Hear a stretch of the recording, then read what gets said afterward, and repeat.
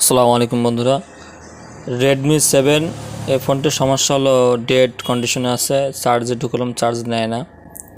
এখন মূলত পরীক্ষা নিরীক্ষা করার পরে বুঝলাম যে চার্জিং আইসি এবং দ্বিতীয় যে পাওয়ার আইসি যেটা বলে ওইটার মানে সেকেন্ড পাওয়ার আইসি হিসেবে কাজ করে, ওইটার প্রবলেম হলো এটাই।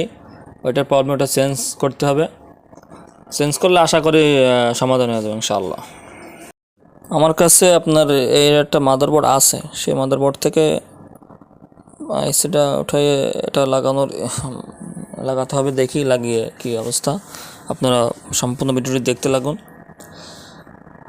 আশা করি যে এটা চেঞ্জ করলে হবে, আর যদি না হয় পাওয়ার আইসিটাও চেঞ্জ করতে হবে। তবে মাল্টিমিটার দিয়ে যেটা ফাইন্ড আউট করলাম ওখান থেকে সমস্যা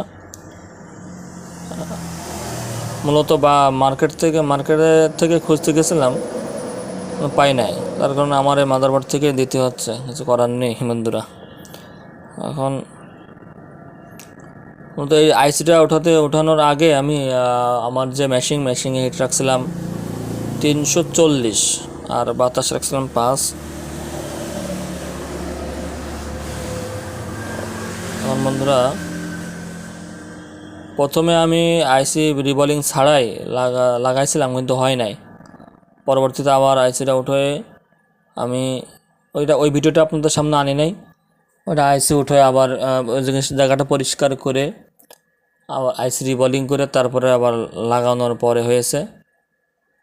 চার্জ নিচ্ছিল না এবং অন হচ্ছিল না, পরে লাগাইলাম পরিষ্কার করে, তারপরে এখন হচ্ছে। দেখেন এটা হবে, দেখেন ইনশাল্লাহ।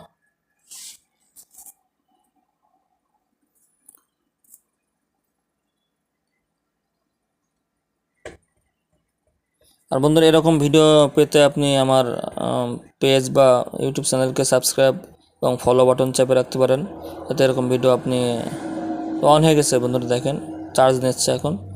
অসংখ্য ধন্যবাদ আপনার।